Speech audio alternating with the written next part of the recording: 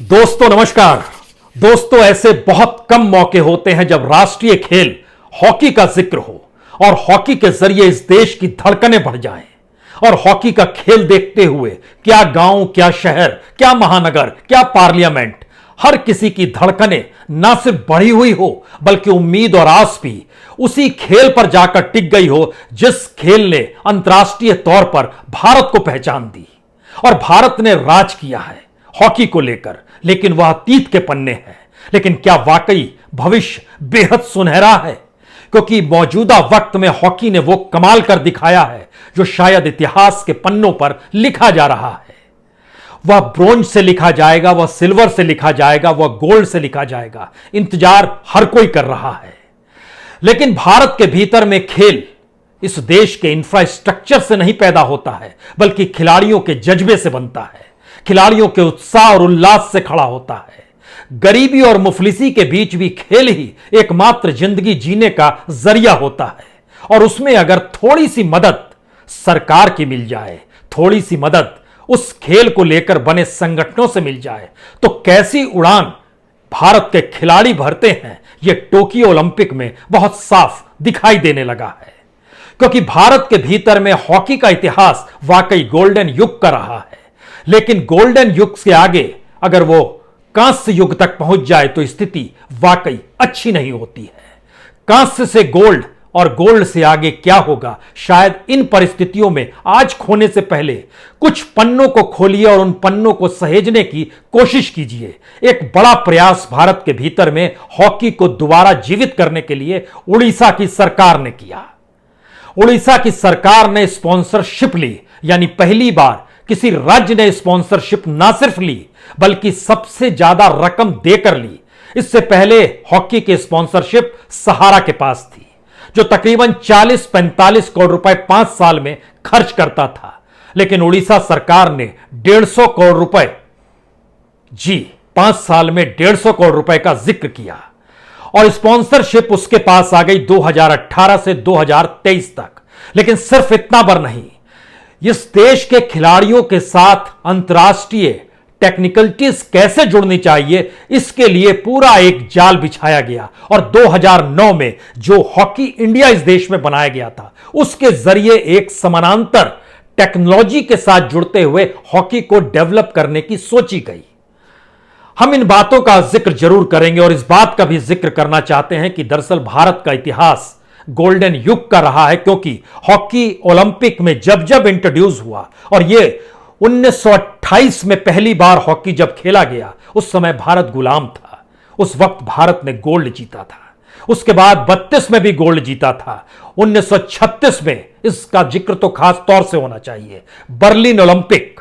और Berlin Olympic के वक्त हिटलर थे वहां पर, इसका जिक्र हम करेंगे और ध्यानचंद का भी जिक्र कर देंगे आज खास तौर पर। लेकिन उसके बाद 36 के बाद 1948 में जीता गया था गोल्ड मेडल, यानी भारत आजाद हो गया और भारत एक देश के तौर पर मौजूद था, पाकिस्तान एक दूसरे देश के तौर पर था और 1948 में भारत ने गोल्ड जीता था। उसके बाद 1952 में भी गोल्ड, 1956 में भी गोल्ड, लेकिन 1960 में सिल्वर जीते, 1964 में गोल्ड जीते, लेकिन 1968 और 1972 में भारत ब्रोंज जीता।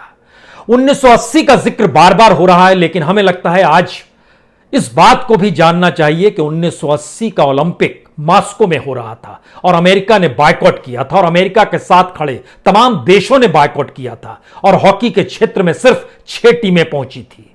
इसीलिए 1980 के ओलंपिक को लेकर कई सवाल बार बार उठते हैं। लेकिन उस वक्त पुरुषों की टीम ने अगर 1980 में गोल्ड जीता था तो महिलाओं की टीम पहली बार सेमीफाइनल में पहुंची थी, वो हार गई थी। लेकिन पहली बार शायद ओलंपिक के इतिहास में भारतीय महिला टीम सेमीफाइनल में पहुंची है और सेमीफाइनल में उसने जिस टीम को हराया है, ऑस्ट्रेलियाई टीम को, आपको जानकर हैरत होगी, ऑस्ट्रेलियाई टीम में हॉकी स्टेडियम को लेकर जितना खर्चा एक साल में एक स्टेडियम पर होता है, उतना खर्चा भारत में समूचे खेल पर होता है। भारत के भीतर में खेल का बजट शायद जो भी फहरिस्त है जितने देशों की, उस फहरिस्त में सबसे कम है जो हॉकी की टीम आपको खेलती हुई ओलंपिक में नजर आ रही है। और भारत एक के बाद एक जिन्हें परास्त भी कर रहा है, वहां पर एक खिलाड़ी पर जितना खर्च होता है उतना पूरी टीम पर भी खर्च कर पाने की स्थिति में भारत नहीं आ पाता है। तो भारत में खिलाड़ी पैसे से नहीं, इंफ्रास्ट्रक्चर से नहीं, वो अपने जज्बे से बनता है। उसके भीतर का जोश इस देश को और आगे बढ़ाने के लिए ही पैदा होता है। और वह हमने कहा ना, उसमें अगर चंद मदद मिल जाए तो वो उसको पंख लगा देता है। हमें लगता है आज इस बात को जानने की जरूरत है, क्योंकि 2009 में जब हॉकी इंडिया बनाया गया था तो उसमें international hockey federation, Indian Olympic association और एशियन हॉकी फेडरेशन सबके साथ मातहत उसने काम करना शुरू किया था। और इन सब के बीच जब उड़ीसा सरकार ने अपने हाथ में उसकी स्पॉन्सरशिप ली तो अंतर्राष्ट्रीय मापदंड का एक स्टेडियम राउरकेला में बनाया। 90 करोड़ रुपए उस पर खर्च किए गए, उड़ीसा की सरकार ने खर्च किए। हालांकि उससे पहले वहां पर कलिंगा स्टेडियम भुवनेश्वर में मौजूद जरूर है, लेकिन राउरकेला में देश का सबसे बड़ा हॉकी स्टेडियम और एक लिहाज से कहें new world class hockey stadium तैयार किया गया। उसकी मदद इन खिलाड़ियों को खूब मिली, लेकिन उसके ठीक समानांतर जो आप खिलाड़ियों को देख रहे हैं, आपको यह जानना चाहिए कि इस बीच में हॉकी को लेकर दुनिया के अलग अलग देशों में भारतीय टीम खेलने भी गई। भारतीय टीम ने यूरोप का दौरा किया, भारतीय टीम ने अर्जेंटीना का दौरा किया, भारतीय टीम ने अलग अलग देशों का इसी बीच में दौरा किया जब कोविड काल चल रहा था। कोविड काल के दौर में जैसे वेबिनार होता है, हम लोग संवाद बनाते हैं आपस में, उसी तरीके से ऑनलाइन ट्रेनिंग भी चल रही थी। बेंगलोर में उसकी व्यवस्था की गई थी, भुवनेश्वर में उसकी व्यवस्था थी, दिल्ली में उसकी व्यवस्था थी। ऑनलाइन ट्रेनिंग भी दी जा रही थी, क्योंकि हमने कहा हॉकी बहुत ही टेक्निकल खेल होता है और इस दौर में हो चला है। लेकिन जब आप इन पन्नों को पढ़ना शुरू करेंगे तो आप हैरत में आ जाएंगे कि महिलाओं की टीम ने इससे पहले जब अर्जेंटीना का दौरा इसी साल किया था और वह फरवरी मार्च के महीने में किया था, वहां जब वो पहुंची थी तो उनको अर्जेंटीना से, अर्जेंटीना का जिक्र हम बार बार इसलिए कर रहे हैं क्योंकि अब अगला मुकाबला अर्जेंटीना के साथ ही सेमीफाइनल में है। अर्जेंटीना में भारतीय टीम एक मैच ड्रॉ कर पाई थी, 2 मैच हार गई थी। 2-0 से और 3-2 से हार गई थी, 1-1 से बराबरी की थी। और जर्मनी के साथ जब उसने खेलना शुरू किया तो जर्मनी के साथ सिर्फ 1 मैच जीता। जर्मनी की भी यात्रा इसी दौर में फरवरी और मार्च के महीने में महिलाओं की टीम ने की थी, जो कि हॉकी की टीम है। 5-0 से हारी थी, 1-0 से हारी थी, 2-0 से हारी थी, लेकिन 2-1 से 1 मैच जीती भी थी। अब आप जरा कल्पना शुरू कीजिए, जब इन बातों का जिक्र कर रहे, वह टीम जब निकल कर आई तो उसने राउरकेला में जो अंतर्राष्ट्रीय ग्राउंड जो तैयार किया गया, उस ग्राउंड को एक्चुअल में तैयार यह सोचकर उड़ीसा के मुख्यमंत्री ने किया कि जब 75 साल आजादी के होंगे, 2023 में वर्ल्ड कप हॉकी भारत में खेला जाएगा और वह उड़ीसा में खेला जाएगा। 2 ही स्टेडियम है, एक राउरकेला में और दूसरा भुवनेश्वर में जो कलिंगा है। और वहां पर जो स्टेडियम है वो Birsa Munda international hockey stadium के नाम पर है और यह Biju Patnaik university of technology के कैंपस में बनाया गया राउरकेला में। और इसको जिस रूप में तैयार किया गया, यह खिलाड़ियों के लिए कितना फायदेमंद रहा, इसकी जानकारी इससे मिलती है कि जाने से पहले उन खिलाड़ियों से जब पूछा जा रहा था ट्रेनिंग के सिलसिले में, तो उनका बहुत साफ कहना था कि लेवल 1 और लेवल 2 दोनों को लेकर कोच जिस लिहाज से उनको तैयार कर रहे थे वो इससे पहले हो नहीं पा रहा था। यानी बहुत छोटी सी मदद और खिलाड़ियों का जज्बा देखिए, आसमान में उड़ने को तैयार है। यह होता है खेल के भीतर का एक अनूठा सच, जिसमें कोई मदद होती है, नहीं होती है या किस रूप में होती है।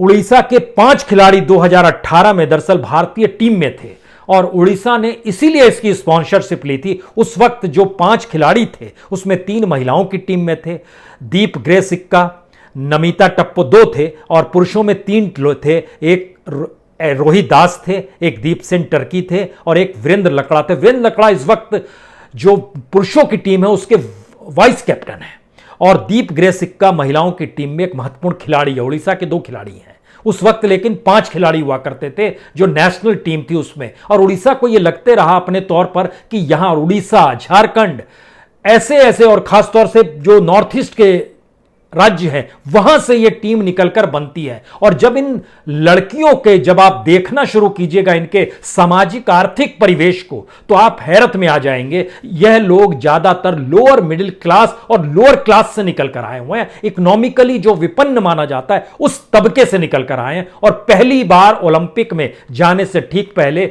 मार्च में यह ऐलान किया गया था कि हर खिलाड़ी को 50,000 रुपए स्टाइपेंड के तौर पर दिए जाएंगे, जो एक लिहाज से बड़ी सहूलियत मिल गई। बड़ी छोटी मदद है ये, लेकिन भारत में छोटी छोटी मदद भी कितना मायने रखती है यह उसके संकेत भर है। क्योंकि भारत में बजटिंग नहीं होती है खेल को लेकर, भारत के भीतर में इंफ्रास्ट्रक्चर क्रिएट नहीं होता है, और इसको लेकर असमंजस की स्थिति कैसे किस रूप में रहती है, हमें लगता है यह भी शायद बजट को लेकर समझ जाना चाहिए। इस देश के भीतर में बजट जो दिया जाता है वो 3 ऑर्गेनाइजेशन है। एक SAI है यानी स्पोर्ट्स अथॉरिटी ऑफ इंडिया, दूसरा नेशनल स्पोर्ट्स फेडरेशन, और तीसरा प्रधानमंत्री मोदी जब बने तो उन्होंने खेलो इंडिया शुरू किया और उन्होंने ऐलान किया इस देश में खेलना भी जरूरी है। यह प्रधानमंत्री का कहना एक उम्मीद जगाता है, लेकिन जैसे ही आप इसके दूसरे पक्ष में आइएगा बजट को लेकर, तो फिर आप हिचकोले खाने लगिएगा। हम लोग कह देते हैं खेलो इंडिया, हम लोग कह देते हैं पढ़ाई के साथ खेल भी, लेकिन उस खेल के लिए जो उम्मीद खिलाड़ियों को रहती है कि अंतर्राष्ट्रीय सुविधाएं उन्हें मिल जाए, वह नहीं मिल पाती है। और शायद इसीलिए ध्यान दीजिए, PV संधू ने अकेली महिला खिलाड़ी या देश की एकमात्र खिलाड़ी है जो ओलंपिक में लगातार 2 मेडल जीत के आई हैं, लेकिन फर्स्ट ट्रेनिंग उनकी भारत के भीतर होती है और वह हैदराबाद में होती है पुलप्पा के तहत। उसके बाद वो निकलकर अंतर्राष्ट्रीय तौर पर कोच हायर करती हैं और उस कोच के जरिए वो जीतते, क्योंकि भारत के भीतर में वो स्थिति नहीं है। एक मैच जीतने के बाद भारत के खिलाड़ियों को आर्थिक तौर पर बड़ी छूट दी जाती है, बहुत सम्मान दिया जाता है, पैसा दिया जाता है, लेकिन इस देश में इंफ्रास्ट्रक्चर डेवलप नहीं हो पाता है। और जब हम इस बात का आपसे जिक्र कर रहे हैं, स्पोर्ट्स अथॉरिटी ऑफ इंडिया का 2015-16 में जो बजट था वो 407 करोड़ का था, और 2020-21 में यानी ओलंपिक के जाने से ठीक पहले जो साल था उसमें वह 500 करोड़ था। यानी लगभग 6 साल में यह बढ़ा कितना, लगभग 90, 92, 93 करोड़ रुपया। ऐसा भी नहीं है कि यह बढ़ा बीच बीच में कम, 18-19 में यह घटकर 395 करोड़ हो गया। कब बढ़ाना है कब घटाना है यह सरकार की आर्थिक परिस्थितियां मैटर करती हैं, इसको खेल से लेना देना नहीं है। खेल एक डिपार्टमेंट है इस सरकार के लिए, यह हो जाता है किसी भी सरकार के लिए। नेशनल स्पोर्ट्स फेडरेशन 2015-16 में बजट था 350 करोड़, इस बार का जो बजट है 2021-22 का यह 280 करोड़ है। 20-21 का बजट तो और कम था, 245 करोड़, यानी घट गया। खेलो इंडिया शुरुआत हुआ था 97 करोड़ रुपए से, उसका बजट बढ़ते बढ़ते सबसे मैक्सिमम पे पहुंच गया था पिछले साल 890 करोड़, लेकिन इस बार फिर वो कम कर 650 करोड़ पर आ गया। क्यों बजट बढ़ रहा है, क्यों कम हो रहा है, कोई नहीं जानता। और इन सब के भीतर जब हम इन 3 ऑर्गेनाइजेशन का जिक्र कर रहे हैं तो एक बात यह भी समझ लीजिए, इसमें सबके पेमेंट्स भी होते हैं, सैलरी भी होती है, एस्टेब्लिशमेंट का खर्चा भी होता है, नए स्टेडियम को भी क्रिएट करना है, जर्सी और जूते भी इसी में आएंगे, फुटबॉल भी इसी में आएंगी, इसीलिए स्पॉन्सरशिप खोजी जाती है। और उड़ीसा सरकार ने इसमें कमाल का काम किया है। हमें लगता है कि नवीन पटनायक जितनी खामोशी के साथ बड़े बड़े काम कर जा रहे हैं उनकी तारीफ होनी चाहिए। पुरी का हमने जिक्र इससे पहले किया था, किस तरीके से अब आप टैप वाटर से पानी पी सकते हैं, यानी गरीब भी अब साफ पानी पी सकता है, बोतल खरीदने की जरूरत नहीं है, बोतल बंद पानी की जरूरत नहीं है, चाहे उसका इकोनॉमी में कोई योगदान कितना भी रहे। वह कैपिटलिज्म नहीं चाहिए, वो मार्केट इकोनॉमी नहीं चाहिए। यह काम अपने तौर पर जब उड़ीसा की सरकार ने अपने लिए किया है तो उसमें एक चीज और समझिए, तैयारी उड़ीसा की सरकार ने men's world cup, world league, बाय लीग, ओलंपिक क्वालिफायर्स, इन सब की ट्रेनिंग अपने तौर पर देने की व्यवस्था कराई है। यह एक बहुत बड़ी बात होती है। और भारत के भीतर में जब हम इस बात का एक और जिक्र करते हैं कि हॉकी का जिक्र होते हैं इस देश की धड़कनें बढ़ती चली जाती हैं, तो यह भी समझिए कि इस बीच में इतना टेक्निकलिटीज है हॉकी को लेकर, जो उसकी टेक्निकलिटीज है उसको समझने और समझाने के लिए बाकायदा सर्टिफाइड कोर्सेज की शुरुआत इसी दौर में की गई। और टेक्निकल कोचेस कैसे आएंगे और कोचेस कैसे ट्रेनिंग देंगे, इसकी भी व्यवस्था कराई गई है। और बकायदा जो टीम यात्रा कर रही थी, मेंस की टीम ने भी, जो हॉकी टीम थी उसने बेल्जियम की यात्रा की थी, फरवरी और मार्च में यूरोप का टूर लगाया था, उसका लाभ उसे मिला। ठीक इसी तरीके से जर्मनी और अर्जेंटीना की यात्रा की थी महिलाओं की टीम ने, इसका उन्हें बहुत लाभ मिला। इन सारी परिस्थितियों के बीच में एक आखिरी बात हमको लगता है बार बार याद आती है, हॉकी के खिलाड़ियों को लेकर सरकार क्या करती है, क्योंकि इस देश के भीतर में इंफ्रास्ट्रक्चर और बजट नहीं, खिलाड़ी का अपना जज्बा जब मायने रखता है तो उस मायने के महत्व एक शब्द तो बोला जा सकता है इस देश में ध्यानचंद को लेकर भी। ध्यानचंद को भारत रत्न क्यों नहीं दिया गया, यह एक सवाल पता नहीं एक हुक की तरह है। ध्यानचंद अवार्ड तक दिया जाता है, पिछली बार अजीत पाल सिंह को दिया गया था, जो कि अजीत सिंह जो थे उन्होंने 1972 की हॉकी टीम में थे जिसमें ब्रॉन्ज मेडल जीता था। और एक बात और बताएं, 1980 में जो अमेरिका ने विरोध किया था रशिया में और मास्को वो नहीं गई थी, उसकी वजह क्या थी? ये थोड़ा पॉलिटिकल मसला है लेकिन इसको जान लीजिए। दरअसल रशिया ने उस वक्त अपनी फौज को अफगानिस्तान भेजा था और उस पीरियड में अमेरिका विरोध कर रहा था कि अफगानिस्तान से वापस रशिया की फौज को बुलाना चाहिए, इसलिए नाटो कंट्रीज और अमेरिका ने पूरे तरीके से बायकॉट कर दिया था। यानी अफगानिस्तान उस समय रशिया अपने कब्जे में चाहता था, अब के दौर में तो अमेरिका चाहता है। तो राजनीति भी 360 डिग्री में कैसे घूमती है और वो खेल से कैसे जुड़ी हुई है, 1980 में क्या हुआ था ये हमने बताया। लेकिन आज जिक्र हमको लगता है 1936 के बर्लिन ओलंपिक का जरूर करना चाहिए, जिसमें हिटलर का शब्द आते ही होता था ये कभी हारते नहीं है। लेकिन ध्यानचंद ने उनकी आंखों के सामने बर्लिन ओलंपिक के फाइनल में, जो कि 14 अगस्त को खेला गया था, और उस समय उनको हराया था 8-1 से। यानी ध्यानचंद की किताब है, उनकी बायोग्राफी है द गोल। उस द गोल को अगर आप पढ़िएगा तो उसमें बड़ी शानदार चीजें हैं लिखी हुई। 15 अगस्त 1936 को, 14 अगस्त को खेला गया था, 14 अगस्त को बारिश हो गई थी। 14 अगस्त 1936 बर्लिन ओलंपिक फाइनल से पहले जो था, आप सोच नहीं सकते हैं कि भारत की टीम ने कैसे किस रूप में हराना शुरू किया। हंगरी को हराया 4-0 से, अमेरिका को हराया 7-0 से, जापान को हराया 9-0 से, फ्रांस को हराया 10-0 से, और उसके बाद फाइनल में सामने जर्मनी खड़ा था। 14 अगस्त को बरसात हो गई और 15 अगस्त संयोग था, 15 अगस्त उस दिन थी, 15 अगस्त 1936 को बर्लिन का स्टेडियम, राष्ट्रीय स्टेडियम सजा था, जिसमें खुद हिटलर भी पहुंचे थे देखने के लिए, और वो ध्यानचंद को देखना चाहते थे। ध्यानचंद को वहां पर चांद कहा जाने लगा। और उस वक्त पानी पड़ा था, चूंकि मैदान गीला था, रबड़ के बूट होते थे जो बिना स्पाइक के फिसलने लगे थे, तो ध्यानचंद ने जूते उतार दिए, नंगे पांव खेला उन्होंने, और एक के बाद एक जब गोल ठोके गए तो भारत 8-1 से जीत गया।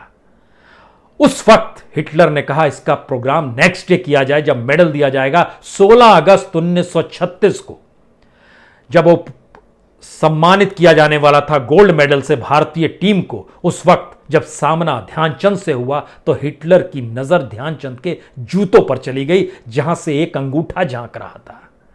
और हिटलर ने ध्यानचंद से पूछा था क्या करते हो? ध्यानचंद ने कहा सेना में हूं। सेना में क्या करते हो? ध्यानचंद ने कहा पंजाब रेजिमेंट में लॉन्स नायक हूं। हिटलर ने कहा जर्मनी में रह जाओ, सेना में कर्नल का पद दिया जाएगा। थोड़ी देर की खामोशी के बाद ध्यानचंद ने कहा पंजाब रेजिमेंट पर गर्व है और मैं भारत का हूं, भारत मेरा देश है। उसके 1 सेकंड के बाद ही हिटलर ने गले में स्वर्ण पदक डाली और उसके बाद पलट के चले गए। यह खिलाड़ी थे ध्यानचंद।